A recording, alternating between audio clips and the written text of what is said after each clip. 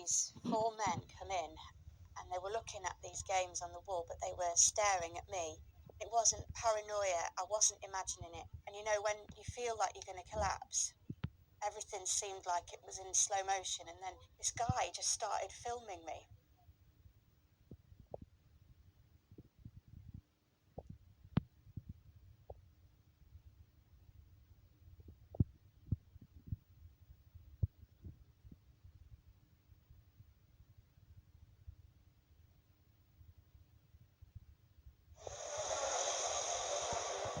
Window shopping was about safety, not sales, looking always for an obsessed former colleague who said he wanted to both love and kill her.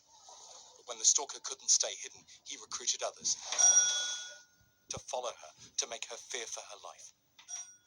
Constant thinking that, you know, someone's going to kill me. Today, maybe it's today. Janice constantly checks who's nearby after years of being gang stalked in Liverpool.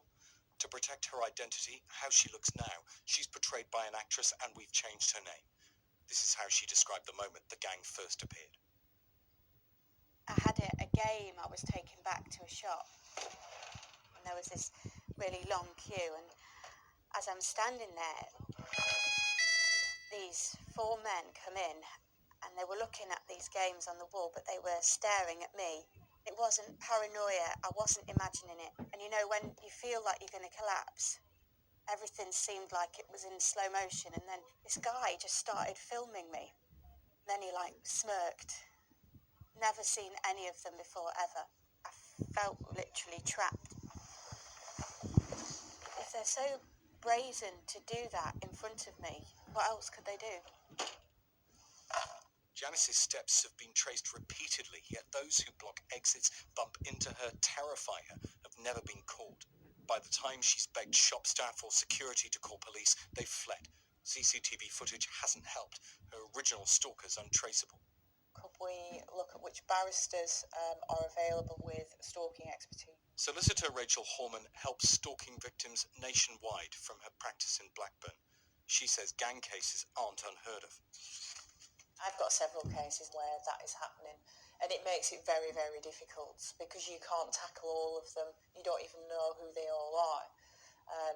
And psychologically, for a victim, it's awful because every time they leave the house, everybody is a potential stalker because they don't know who they are, who they're looking for.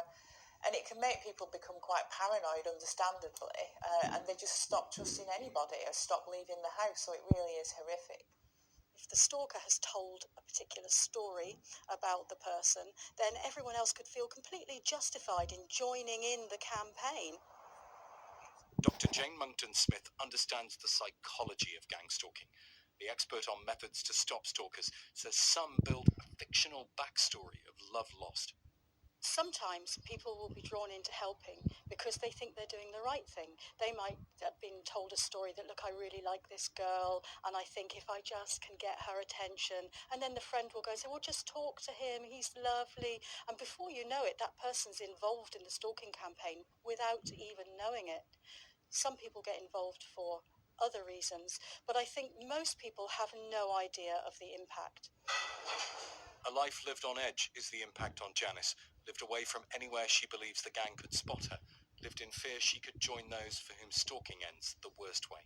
Women feel like they're slowly being murdered. Well, I feel like that, and I feel like I can't tell anyone that. That nightmare's never ended for me.